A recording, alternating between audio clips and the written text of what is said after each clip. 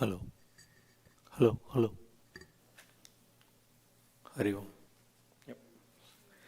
Namaste, Swamiji. Hari Om.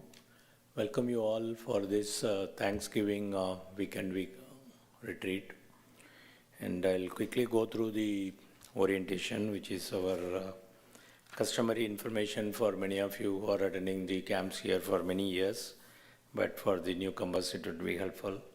So the camp starts today after the orientation with Satsang by Swamiji. So with introduction and then question answers, whatever you have in general. And then tomorrow the class starts at 7 o'clock with the guided meditation with Swamiji, Swami Muktatmanandaji. And 9 o'clock, 9 to 10, it's 7 to 7:30, half an hour. And then you have breakfast. And all the breakfast and all the meals will be served in the main dining hall here only. And at 9 o'clock to 10 o'clock, we have Hinduism and Religious Life by Swamiji again. So tomorrow, most of the classes are by Swamiji. And one class at 11 to 12, Nidityasanam is by Swami Sachidanandaji. And then again, 4:30 to 5:30, Swamiji's class on Hinduism and Religious Life topic. And then at 7:30 to 8:30 is Satsang, question answers by Swami Muktatmanandaji. And before that, I think all of you might have got this booklet while you checking in. If not, I have few copies left here. You can take it afterwards. And on Saturday, similar schedule, but Swami Sachidanandaji will be doing the guided meditation in the morning. And then Swamiji will be having 9 to 10 class, and then 11 to 12 is by Swami Sachidanandaji, and then 4:30, and again at Satsang is by Swami Sachidanandaji.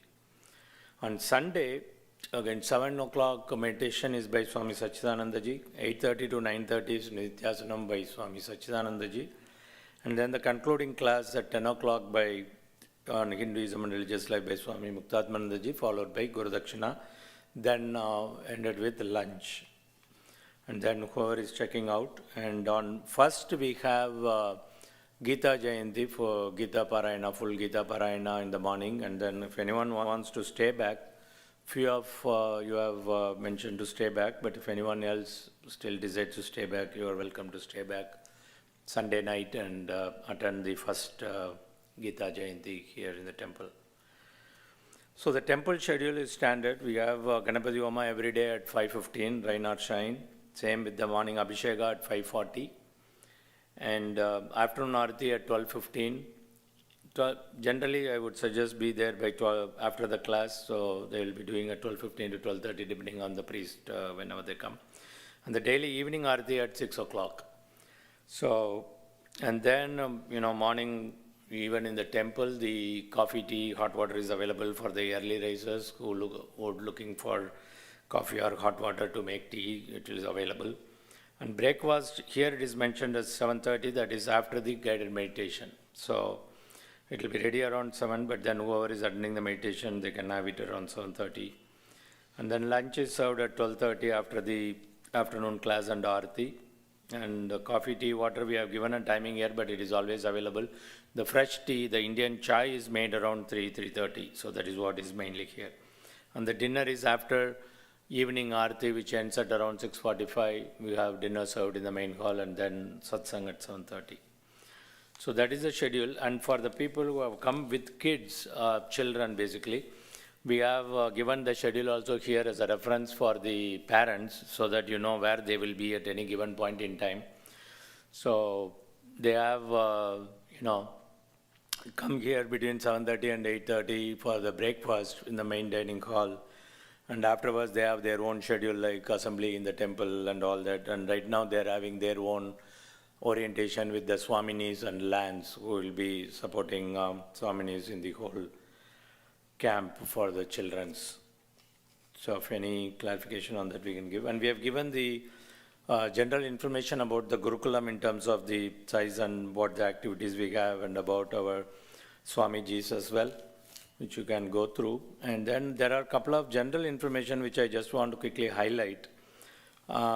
One is, of course, this is a winter time, so the kids may not be around in the night, but in the summertime we had things like kids were very happily playing around till 11 o'clock, 12 o'clock in the night. So that was disturbing to many of the elders and the Swamis and Swaminis in the campus. So make sure they are back in the rooms or cottages by, latest by 9:30, 10 when the quiet time is there. So they can be back in the room. And one another thing is the exercise room. Exercise room is not for the kids at all, because we have seen in the past, even though it is locked with passcode, somehow the passcode gets out very easily. And we have seen kids alone being there. It's a big risk for the kids and for the ashram as well, because if anything happens to the kids, it's a big liability issue and insurance and everything. So please make sure the kids don't go to the exercise room. If at all, if you are going to be there, if they are going to be there, then the parents should take care of them. Please make sure, because we don't have anyone in the exercise room all the time. So that's one main thing I just want to highlight about the exercise room. And the Shanti Trail, of course, the weather is not that bad, but people generally go for the trail. You are welcome to go to the trail. Now I think we don't have any animal issues, but in the summertime we used to have bear sighting, and somebody comes and says snake and all that. So we normally encourage people going, at least two of you going together, rather than going alone, and keep the phone on you so that if anything you can call us and we'll come. And there used to be, sometimes the neighbor's dog used to kind of, I don't know, they claim it is friendly, but people who are allergic to dog will get upset about it. It comes near to you and try to be friendly with you maybe. But yeah, we have told them very clearly, and now recent times we never had that issue. But in the summertime, couple of times we had that, and people were not very happy about it. So I just want to, not to scare you, but just to make you aware, that's the thing. But please use the trail if the weather is good, and if you want to walk around, please do that. Apart from that, yeah, we have the new Vasishtha building complex. Construction work started. If you look at, for the old timers, the 3 old buildings, Bhavani, Godavari and Gomati, is demolished, and we have just started to clean up that whole area with the trees which are have to go because of the new building which is going to come up, and also the pipe laying work and other stuffs have just started. So they may be working, but during this camp may not be, because of the Thanksgiving holiday. They may not be there, but I'm not sure whether they're going to take a day off or they're going to come back and do some work. They were doing some work even yesterday till evening. So if anyone is interested in Vasishtha complex, still we have a few of them available for sponsorship. So please reach out to us in the office and we would be able to help you or give more information on that. And other information is generally we don't permit footwear both in the lecture hall or in the temple. So please be aware of it. Many of you know that, but some of you, for the newcomers may not be aware. So other than that, pets are not allowed. Obviously, none of you may be having in the car or in the vehicle. Some people try to leave the pets in the car, but pets are totally not allowed in the campus. So we have put it in everywhere. And we don't encourage any kind of recording by the people or taking pictures, because we do, particularly this camp, we have free live going on in YouTube. So it's available all the time in our channel, in Arsha Vidya Gurukulam channel. So anytime you can even revisit also. So with that, yeah, Wi-Fi is another thing that we are still working on it. We have not improved the situation from the past for the people who are coming for many years. Hopefully we may have better next year.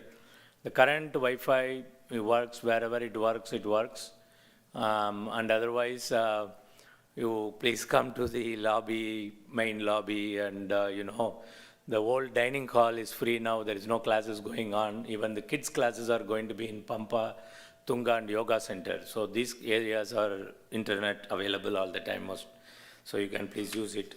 And temple, but I think temple will be more, visitors will be coming all the time. And here again, this is a geothermal installed facility for the heater and AC. So we have still some challenges. We are working through that, but most of the time it will work all the time fine. But if there is any issue, let us know. Whoever is in the IV control would know what to do, and they will be able to adjust the temperatures or restart some of the boiler, because we have a couple of issues there we are fixing. So I just want you to be aware of it. And if you have your jackets handy, please have it. And by the time the heat will be back, it won't be go totally cold or freezing, but I just want to mention, because some of you may feel little chill than normal. We keep it at around 70 is the occupied temperature here. But sometimes because of the boiler issues, we have two boilers serving this area, and there is an issue, there can be a temperature difference. So please bear with us, and we will resolve it soon with that. And with that, I think if any other issues, please reach out to us in the office anytime. And we have given the phone numbers for the emergency also, if any situation, or even in the room. Most of the rooms, as you know, is not pretty new, and we still have individual heater boilers for each building. And sometimes there can be issues, or sometimes the operation, people may not be able to know exactly how to set the thermostat, because it's not very complex one because of the nature of the equipment. There may be some issues, but if you bring that to our attention, we will attend to it and help you with that. So don't worry anything, please call us anytime, and we will be able to help you on that as well. So with that, I'll hand it to Swamiji. Yeah, we have the mic. Yeah, so Swamiji would love to have you introduce yourself. I have the mic here. I will just pass it on when I come down.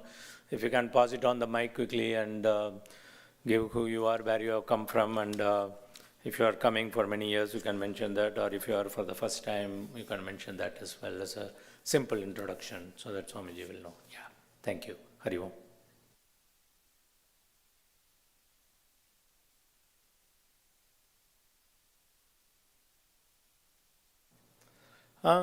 There is no specific assistance from the ashram. It also will be in the same serving area. It's a buffet.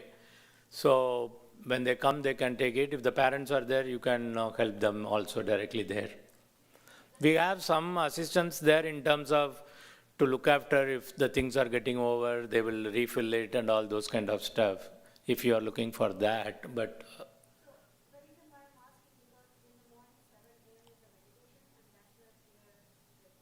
no, 7:30. After the meditation only. Yeah, they will come for breakfast, or their breakfast will be ready by 7:30. They can come here at 7:30. By the time you will also be back after the meditation.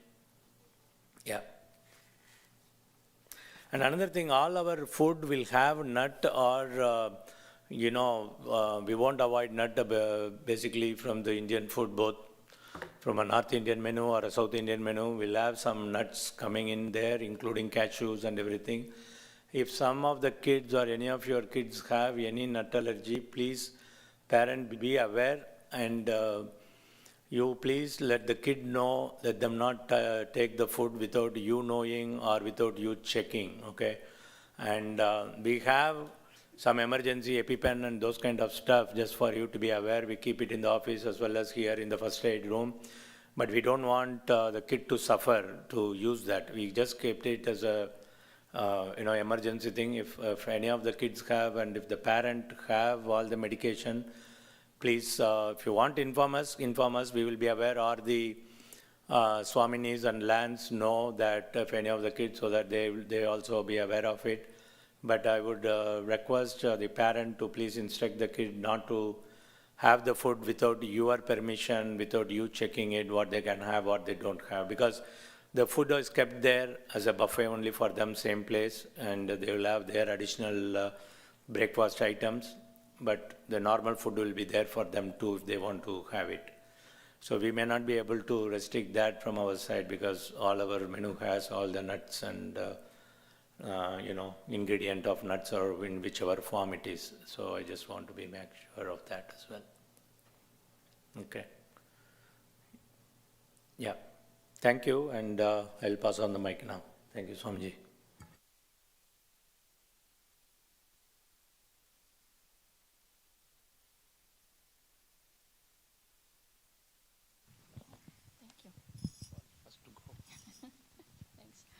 Namaste, everyone. My name is Smita Patel. I'm coming from New Jersey, and I've been coming here for many, many, many years, probably 10 years.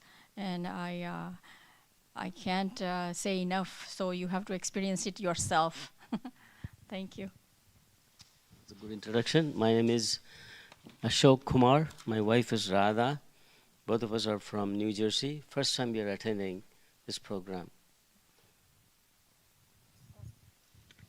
Hari Om everyone. So my name is Karuna Samudralvar. So I'm from Pennsylvania, Lansdale. So my husband also here, Dhananjay.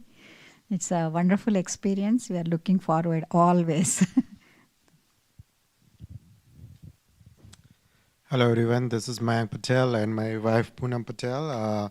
We've been coming here for almost 15 years. We're patrons here and our kids grew pretty much here. So we get. Hari Om, my name is Dhananjay Samudralwar. Karuna already said. We have been here many times and always look forward to these long weekend retreats. Thank you. Hello, I'm Ashish and I've been coming here since 2 years, I guess. So this is my third or fourth camp here.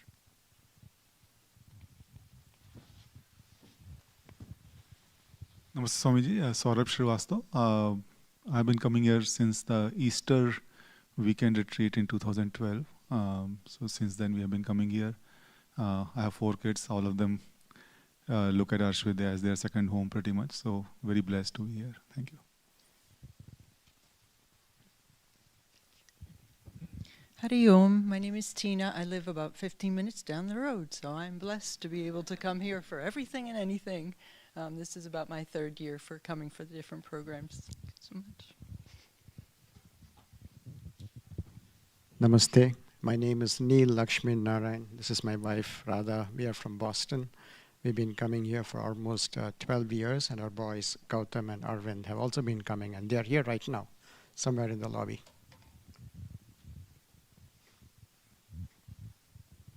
Namaste. My name is Mohan, and my wife, she's sitting there, Janaki. We are from Boston, Stoughton, Boston area. We have been coming here for quite some time, for many years. So we're looking forward to. We always like coming here. Okay. Namaste Swamiji. My name is Chandra. We are coming here more than 10 years now.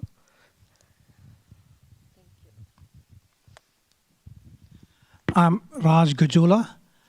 I've been coming for many years. Feel blessed to hear Swamiji's enlightening talks. Thank you.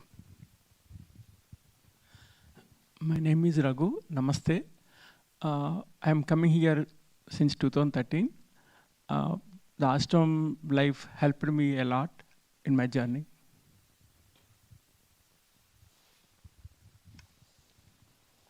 Namaste everyone. Pranam Swamiji. My name is Bindu and I have been coming here. I think I should say I grew up here. No, I started coming since 1988. I have been coming to the Gurukulam. So, looking forward to this camp. Thank you so much.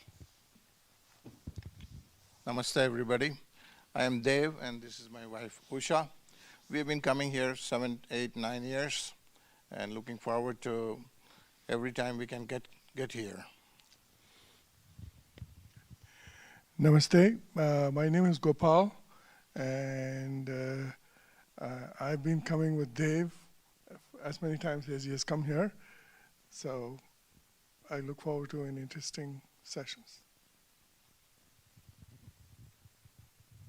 I'm Vijay Lakshmi from Maryland. Hari Om everybody. Namaste Swamiji. This is my second time. I liked last time, so I'll continue to come.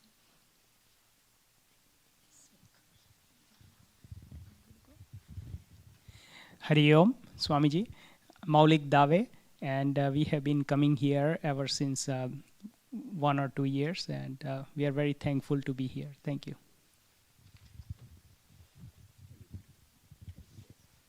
I'm Sangeeta Dave, his wife, and also thank you, blessed to be here.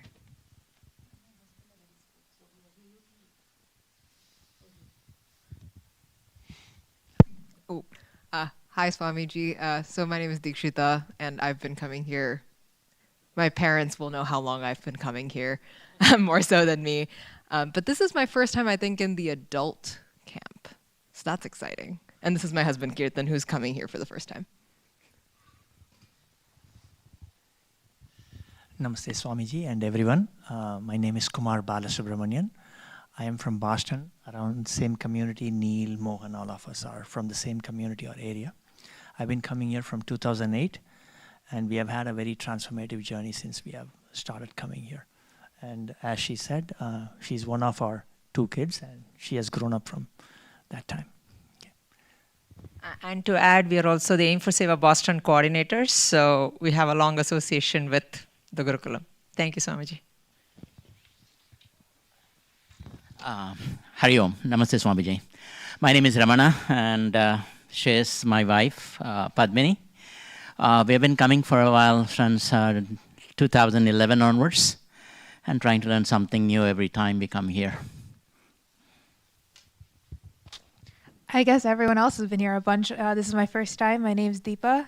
Nice to meet everyone. Nice to meet you. I'm looking forward to this. Hello, I'm Ram. This is the first time I'm from New Jersey.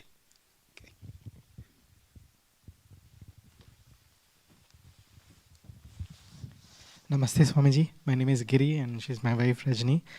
We have 8-year and 4-year-old kids. They love the camp more than us. So we have to start packing 1 week before the camp starts. Thank you. Namaste Swamiji and everyone. I'm Kannan. This is Aishwarya. We're from Harrisburg, Pennsylvania. We've been coming here for over 10 years. This is our 4th camp. We tried different camps, and it's been a great learning experience every year. So looking forward to this one as well. Thank you. We have 2 kids. They are in the other camps. Thank you. Namaste Swamiji. My name is Vandana and I'm from New Jersey. Been coming here for around 6 years. I try to come here every month for darshan and just for different camps. My daughter is also 13 years old. So she also loves the camp so much. She's always excited about the activities they do here. And Swamiji, she connects really well with Surya ji and other Swamijis. Thank you.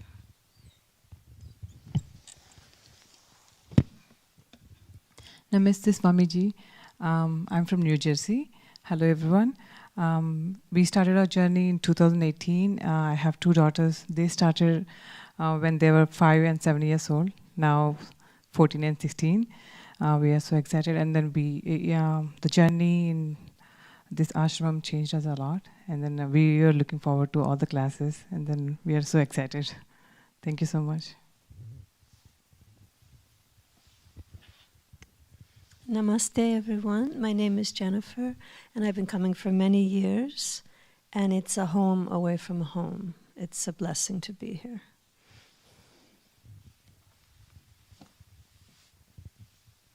Namaste Swamiji. Namaste everyone. I'm Sumitha Joshi. I am from New Jersey, Pennington area. I have been coming to temple many years, 10 years probably, to visit. We started coming for the camps 3 years back. My daughter now, she is 13. She loves the camps. So, we look forward to come here for the camps. Thank you. Namaste Swamiji, namaste everyone. I'm Garima Jain. I am from New Jersey. We are here with my husband Vinod. I don't know where he is right now. That's my son. He's right here, and my daughter is in the camp. So my son we started coming here almost like 3 years ago, and we love so much, at least try to attend 3 camps per year. And every time I just come here, I think we got it, but it looks like it takes a long time. So we will continue to come. But we all love here. It's just home away from home. So thank you, everyone. Hari Om Swamiji. I think my husband there didn't get a turn, so maybe you would want to say something. This is my husband.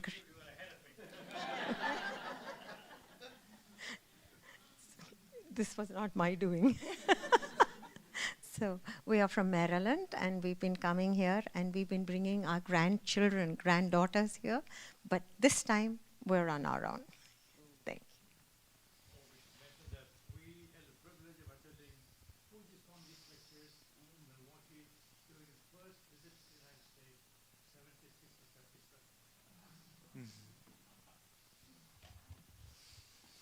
Then, okay. Namaste Swamiji, I'm Harshal Jain. I'm from New Jersey. I've been attending this camp for the past 3 years, and I enjoy coming here because it's a chance to detach from electronics and enjoy live session. Who's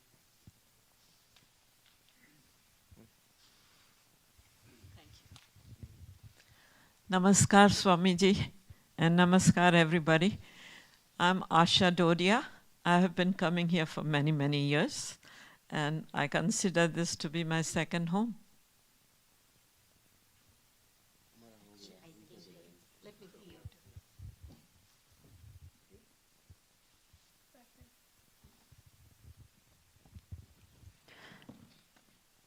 Namaste Swamiji and Namaste everyone. My name is Anamika Bajpayee and this is our first family camp here. Thank you. Namaste Swamiji. Namaste everyone. My name is Srikanth. We are coming from Garnet Valley, Pennsylvania with our daughter. She's in the camp and we are looking forward to it. Thank you.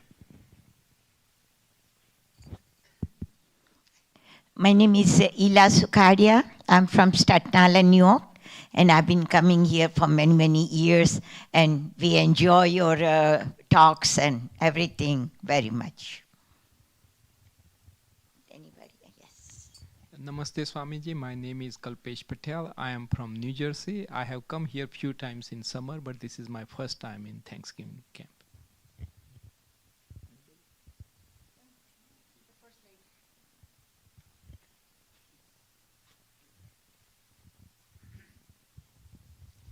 Pranam Swamiji, I'm Sarjeet Dann from New Jersey, and I've come many times before.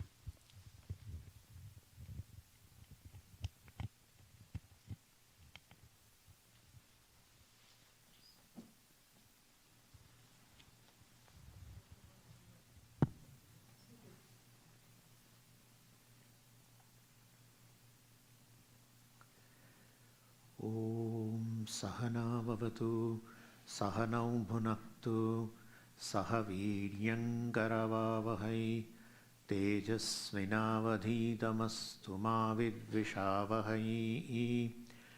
Om Shanti Shanti Shanti. Questions? Question?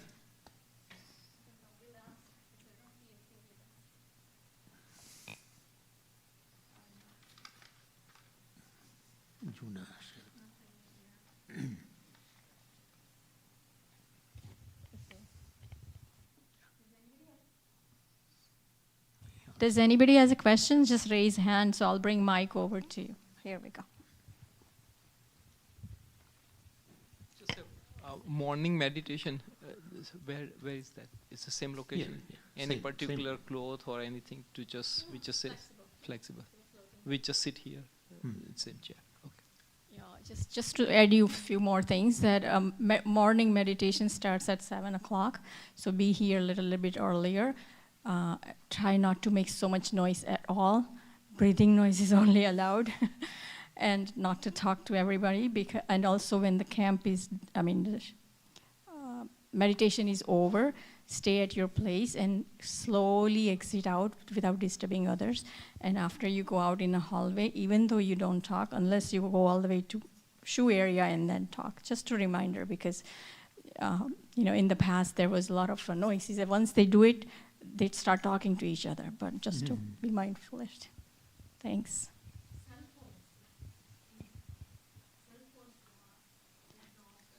Cell phone is always have to turn it off completely in this hall. Yeah.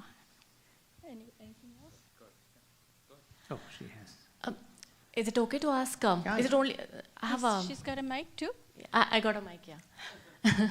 Swamiji.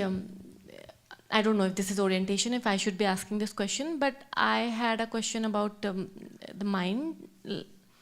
See, I have certain, I can see that sometimes certain negative thought comes, like suppose I'm blaming someone or I'm hurt. And now constantly the mind is repeating that scenario. And reinforcing that state. I want to surrender it, but yeah, maybe there's a desire that I want to get,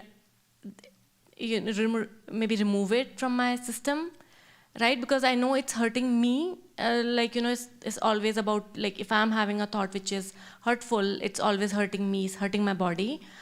And I also understand that removing something is not the right way to go about it. But,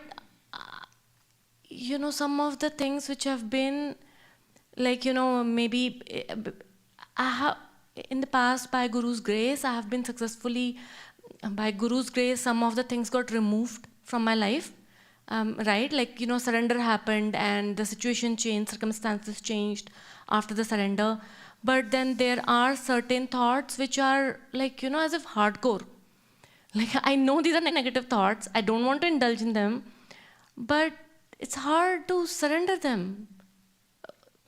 That's the question. Thoughts pertaining to the present situation, hurtful thoughts pertaining to the present situation or the past? Always the past, right? So it is, past has gone. I understand, it's useless. It has no tangibility. So this is one way of explaining.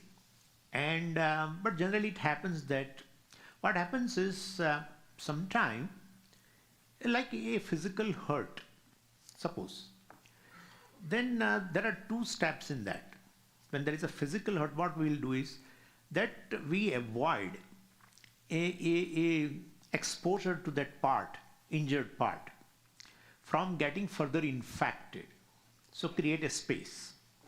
And second thing is then you allow the system to heal itself. In a physical hurt, I'm saying. For mind also it is like that. If a source of hurt is in vicinity, we have to create a distance. If it is not there, means it is the source of hurt is nowhere there in present, then that hurt belongs to the past. That's a memory. Then definitely it is that past has no existence now. And therefore, it's just a memory. And memory is a very funny thing. It's very funny. What you want to remember, and when you want to remember it, that time it doesn't come. Right? What you want to remember, and when you want to remember, it doesn't come. When the person goes away and you need not remember, then this thing comes. Means there is no vyavastha. There is no order in that. And therefore, memory is just a thought of the past, especially for you. Then basically you try to tell, it's auto-suggestion, that during a day, whenever this kind of thoughts come, well, I will not give a extra reality to that. That is one. Second thing is, if you are not able to, as you said, if they are hardcore thoughts. So hardcore means they are tangible. So there is no tangibility, but yet for you it is, suppose. Then take help of a prayer. Yeah, do the prayer so that pray to the Lord that you come out of this situation, of this past, memory of the past, as early as possible. There is two things only. If source of hurt is nowhere around, then it belongs to the past only, and it's in the form of simple memory which has no order, and therefore the thinking just takes place as like this is a mechanical thinking. So there is certain alertness which I will be talking during this session. So that also can help. As those thoughts arise, you try to nullify it. And how do we nullify it? You nullify it because you say this, what I'm saying right now, you say that this belongs to past, it has no existence at all. Right? Maybe a very remote past. I mean, remote past, many years ago something might have happened. And therefore, as it is arising, generally what happens is you become aware of this thing which is going on in the mind. After some time, it has already taken a place, and it's a mechanical thinking, in fact. Yeah. So sometime I'm alert. So in that moment, I'm quickly able to say that Lord, I'm surrendering it. But then I realize that, I'm doing the mundane things of, the day-to-day activities, and this thought process has kicked up and built like a storyline by the time I become aware of it. So tell yourself in the morning that as this kind of thoughts arise during a day, well, my mind, oh my mind, please make me alert for that. And you will find that you will become conscious of that. Then reactions will not occur. Once you become conscious, the very process, to run in that channel for all these kind of thoughts will slow down. So slowly, you will be able to get rid of it. So this is it. Oh, thank you so much, Swamiji. And this is very helpful. I'll, in the morning, I'll do alertness, I will be talking also. Thank you so much.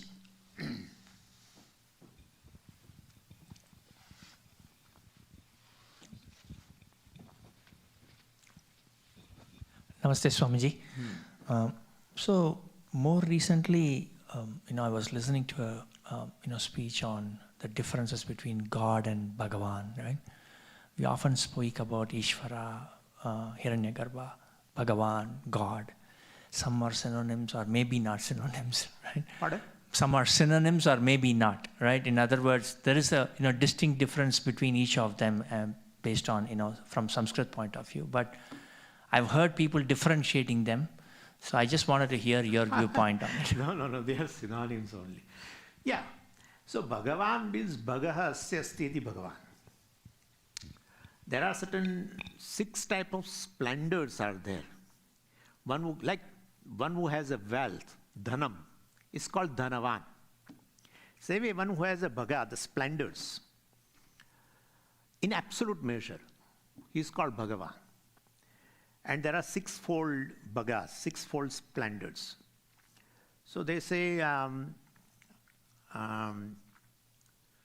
Yashaha, fame, absolute measure. Viryam, the strength, absolute measure. Knowledge, absolute measure. In absolute measure. Vairagya, the dispassion, also in absolute measure. Like that, Shri, the wealth, in absolute measure. So like that, there is a definition in Vishnu Purana for this Bhagavan. So, and dharma, the righteousness also is in absolute measure. So like that, there are 6-fold. So this is Bhagavan. Now Ishvara means one who rules. Ish means to rule. And Vara is applied to this root in order to indicate that he is constantly ruling. Like, Nashvara. You must have heard this word, Nashvara. Nash means to perish. Vara means constantly perishing. For the world, we use another word called Nashvara, one which constantly perishes. So same way, Ishvara, one who constantly rules the creation, because he is the cause of the creation. And we'll be seeing, he is in the form of orders. Order which means a given thing functions in a certain manner. Like earth, it functions in a certain manner. You and me have not created it.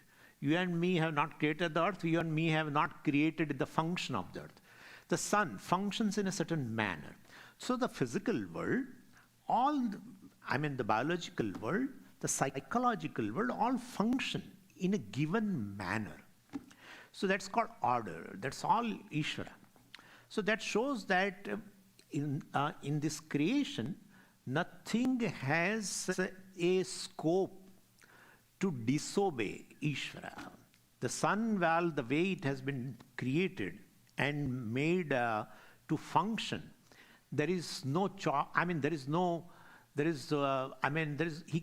sun cannot disobey that particular thing. So that shows Ishvara is a ruler of everything. So that's a way. So it is the same thing. 6-fold Bhaga, you say, we use a different word, but indicating a one conscious entity who is all-knowing, all-pervading, who is the cause of the creation, and who is omnipotent also, like that. So from the different standpoints we say, so Ishvara, Bhagavan, or some other word also you used. God, that's okay, that's an English translation. Yeah, it's an English word. I was talking about Hiranyagarbha. Yeah, that's also a very good word. So Hiranyagarbha, Hiranyam Garbhe Yasya iti Hiranyagarbha. So Ishvara is called Hiranyagarbha because in the form of a prana, in the form of a physiological functions, it passes through all the beings, all sentient beings, all the jivas. Like you also have a respiration and digestion and circulation and everything.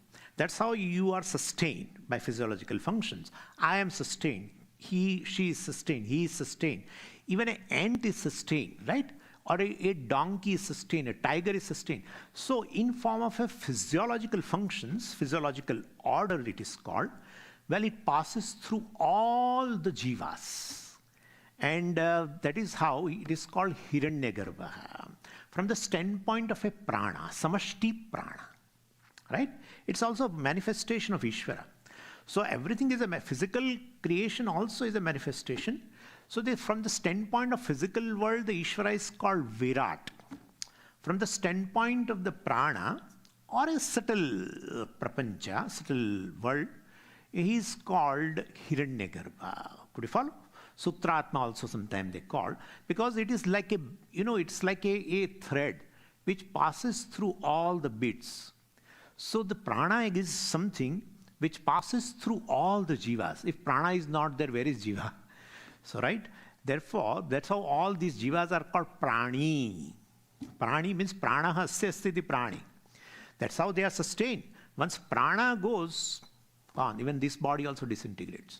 So just as a thread basically passes through all the beads and keeps the beads in a certain order, in a form of a garland, same way Ishvara passes through all the jivas in the form of a prana and keeps every jiva in order. Means they are sustained by that. That's how he is called Hiranyagarbha. And like that there are so this is how Ishvara, Bhagavan, Hiranyagarbha, etc. These are the words used from different standpoints. But entity is one conscious being who is the cause of the creation, who is omniscient, omnipotent, etc., etc.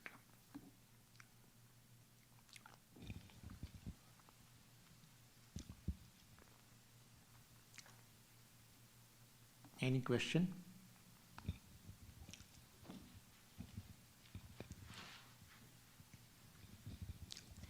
Swamiji, just what Sumedhas just said, that a lot of thought process happens and we have a negative self-talk.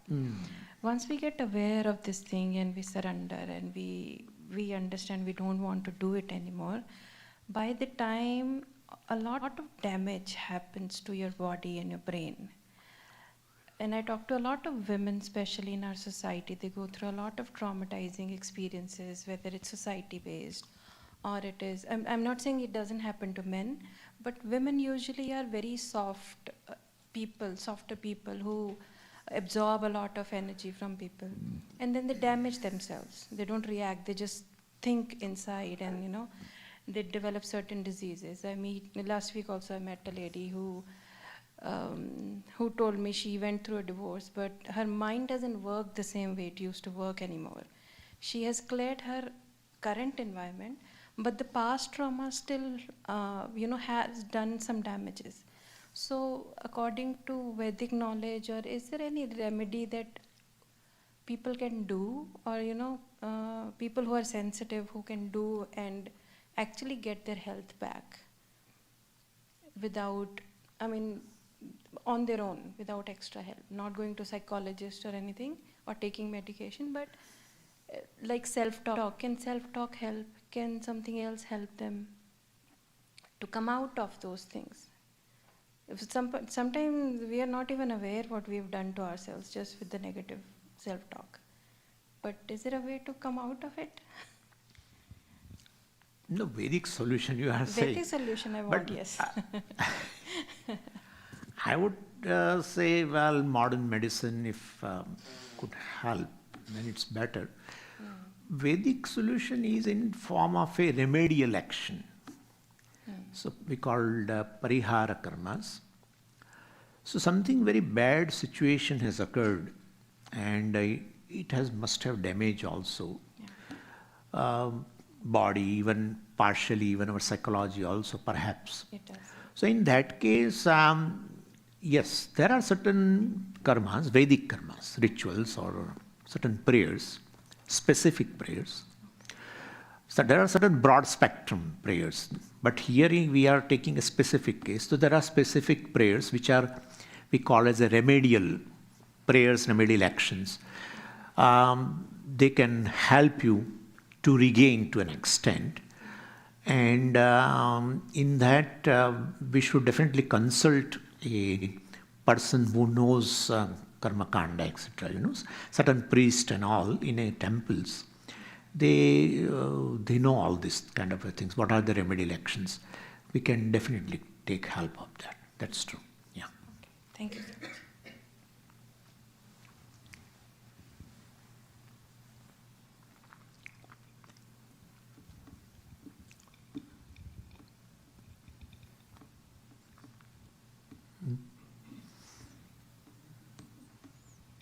You have a question?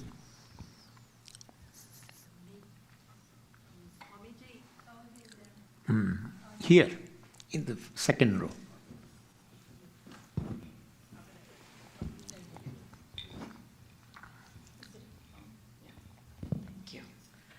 Thank you, Swamiji. The one thing that always bothers me is when you do in Hinduism, a lot of importance are given to men than women. Even if you do a small puja at home, I've seen my daughter say this a lot to me. I think I'm a whole timer, so I'm okay with it. She always says, even for the puja, only men chant and do everything. All I do is sit next to him and do nothing. So, what is it? Is it my misunderstanding that men are given more importance than the women? Yes. Why we both are not treated the same there? No, it's not true. It's not true. Or most of the Vedic karmas,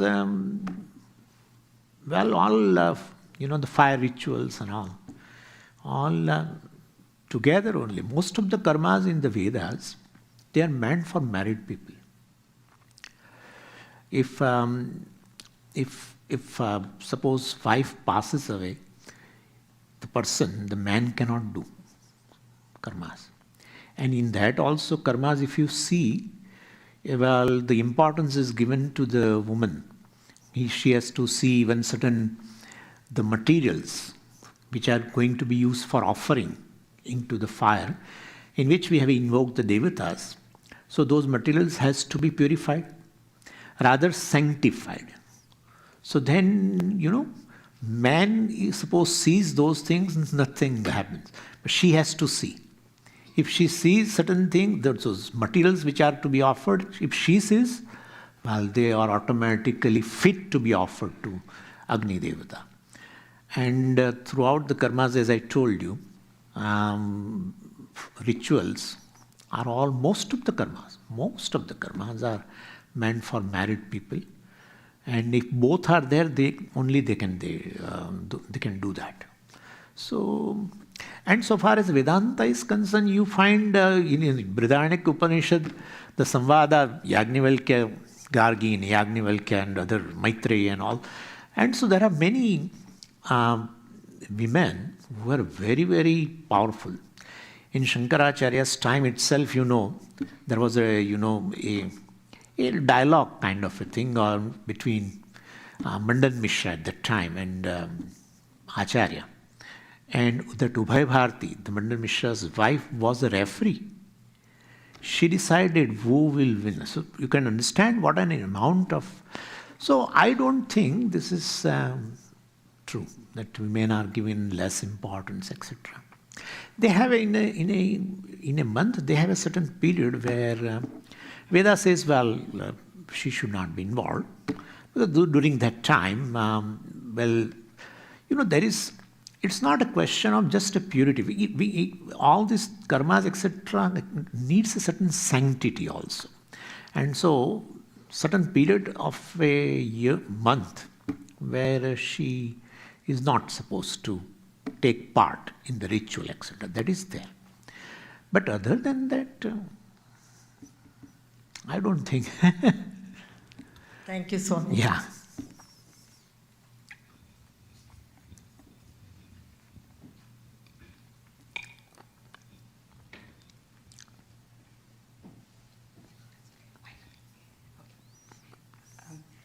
Swamiji, my question is based on a lot of us were talking about mind and is a continuum about the emotions.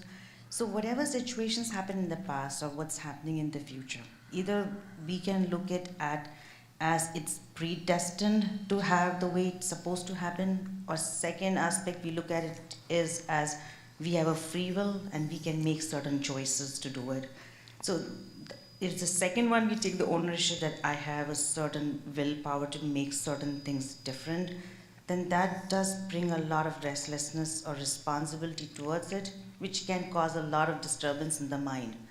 So how we should actually, as a Vedantic student, should view this as something like, yes, as a person with a will, we should make choices to really change the outcome, or accept everything as predestined and move the way from there? No, it's not predestined everything. Shastra tells you to choose even a goal of moksha, etc. Right? Shastra tells you to choose. So you have a power of choice. That's called free will. And many other things. If everything is predestined, the values would not have been there. Daivi Sampatti, etc. Bhagavan 16 chapter talks about 13 chapter values.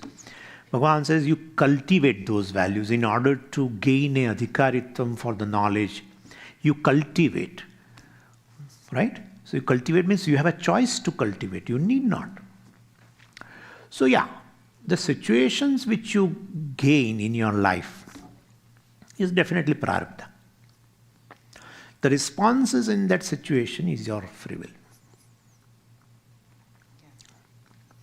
Responses should be proper. Yeah, it is true. But I think sometimes when we either go with the past and say, I could have done something different. That is the thing which is like always there, but yeah, it's a process, yes. Yeah, that depends, that has a basis in kartrutva, doership. I had done something which would have, changed the situation, outcome, etc. I wish I had done that like that, you say. But things have gone. But you should learn your lesson and not... Absolutely. That is free will. That's a free will. You can learn. People need not learn also. People don't learn. Sometimes they do the same mistakes again, right? So free will is there. Yeah. Hi, Swamiji.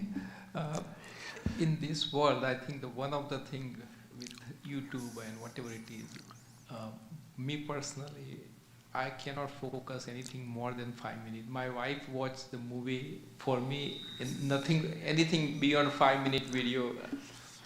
5 minutes is more, you are saying. Correct. In fact, it is in seconds. Correct. Attention span of the adults. I read, maybe right, may not be right, but thanks to our social media, because we continuously do this. That's how shorts also, now they want a very shorts. Correct. YouTube shorts. They 3 minutes and all, they say, no, they can't even watch. One of the things I want to do in a meditation, I want to learn to focus. For that, especially a japa kind of a thing helps, yes. Certain mental repetition of a mantra, short mantras, repeatedly doing it helps. Because even at work also, if somebody is speaking, within a few minutes he is speaking and my mind is somewhere else. Yeah, that happens. That's true. But in general, everyone has lost a little attention span. Focusing capacity is very, very less. Yeah.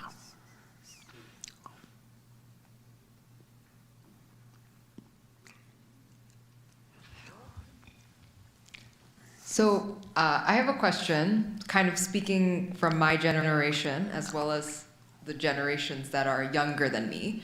How do you explain the purpose of religion and Hinduism to people in roughly my generation and also like kids these days, right? Because I think a lot of times we are exposed to so much in the world. We're exposed to a lot of a lot of different ways of thinking about life and how we should lead it and all these things, right? So how do you have any language that you would use to explain the purpose of religion or Hinduism, and I'm not necessarily saying Hinduism is a religion, but I don't know where you fall on that. So yeah, I would just love language around how to explain that or how you think about it. So four talks are meant for that. Anyway, so point is, there are two things. In a religion, of course, Hinduism will be talking tomorrow, so we'll keep it aside. But the purpose you said in a religion, what arises in your mind as a meaning of a religion? That's what I'm asking you. Me? Yes. Can everyone hear me? Okay. Online people. This is very echoey. I think, Kirtan and I, we talk about this a lot, which is like, what is actually a religion? Is it a series of practices? Is it, for example, the act of going to church makes me religious, right? Is it a set of values by which we live? Because then you could consider capitalism a religion of sorts. And so I actually don't have a good answer for this, because I feel like I could come up with different arguments for what constitutes a religion. I could also consider it a way in which a set of principles by which I live my life. But there are many other things that we don't consider, like Christianity, sure, Judaism, Hinduism, but there are other principles by which I could choose to live my life that don't have this connotation of religion. So I actually don't have a very good answer for that. So, nice, but you have said very beautiful thing. So, two things are there, as you said, certain practices. And the other is certain ethical life. In a religion, there are ethics. In every religion, there are ethics. And there are prayers. Both the things are there. And in that, all religions are same.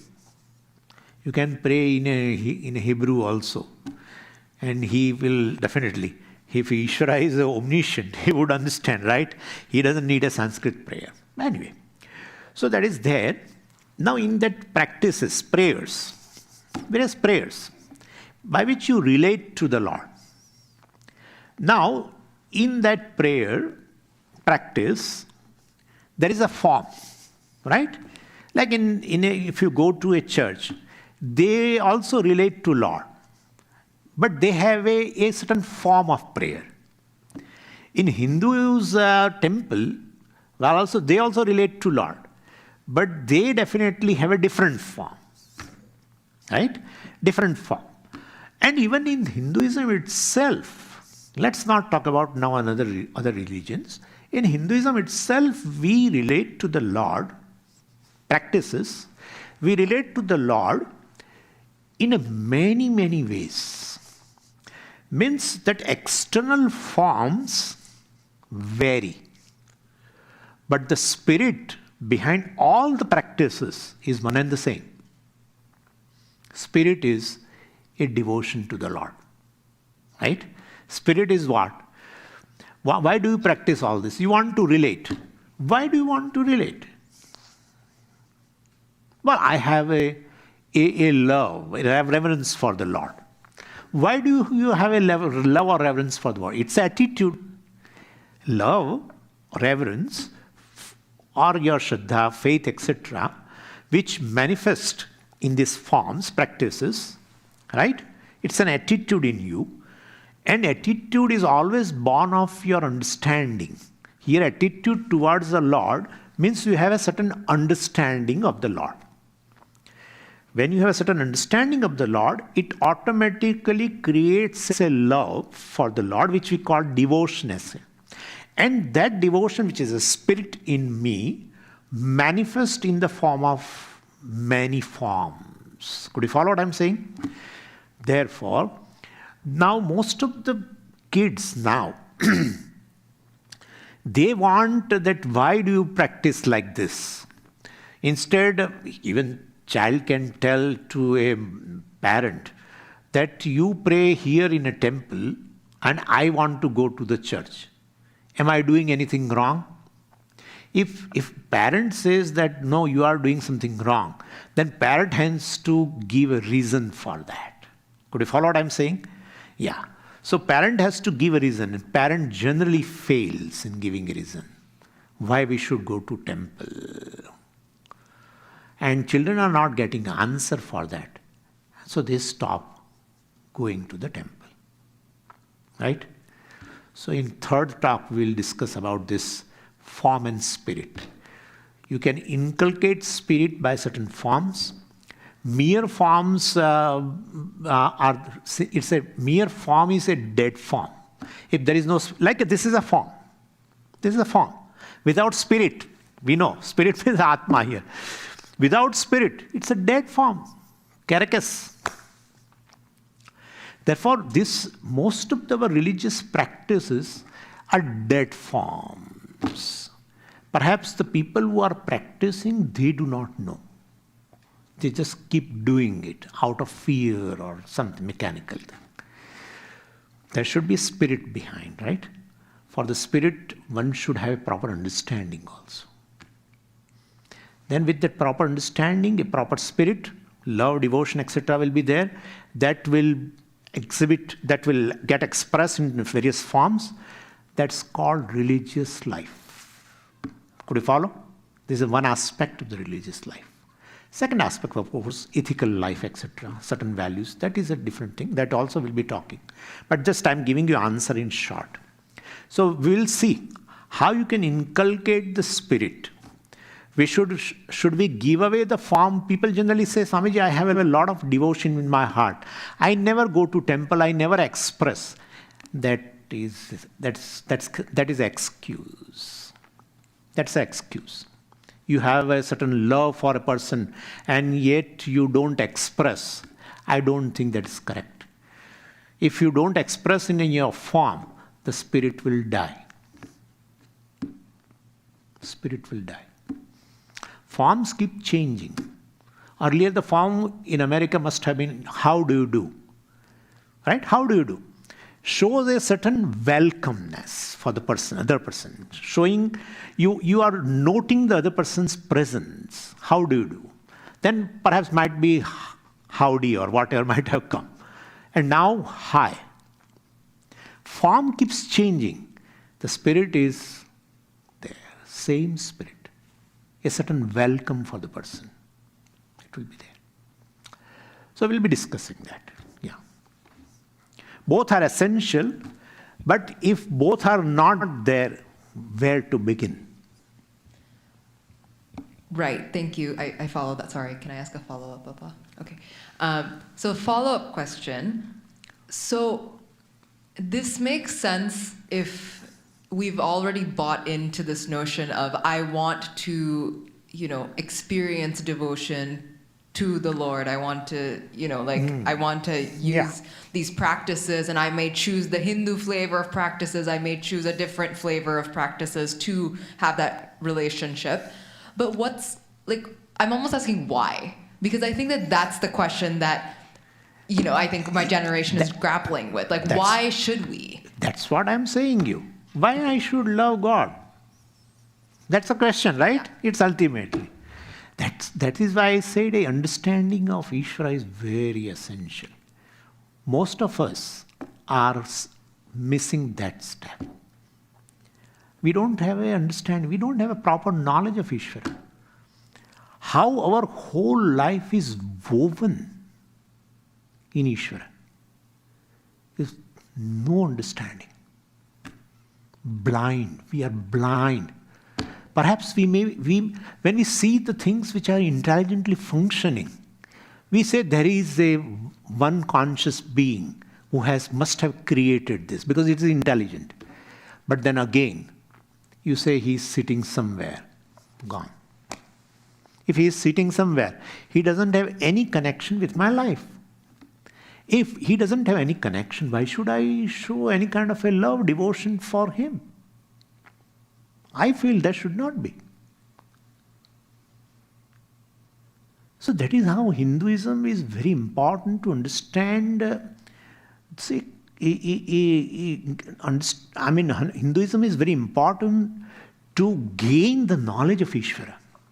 Very unique presentation of Ishvara here, where you are not, even right now, you are not separate. Whole your life, not this moment, even after 5 years, you are never separate from Ishvara. That's okay. If I'm not separate, so what? But then basically all this functioning which is there in and which sustains your life is Ishvara. Then what? Even my talking is possible because of his laws. Because of him, not he and his laws. Government is sitting in Washington and his laws are pervading the entire United States. It's not like that. Every law is a manifestation of Ishvara. In that case, even you are seeing me right now, and you are even doing in, head, is all, there is a law. And this law you and me have never created. It's an intelligent law. That's what I'm saying you. So you are totally non-separate. Totally non-separate. Your physical body, your mind, your thoughts, your psychology, your physiology.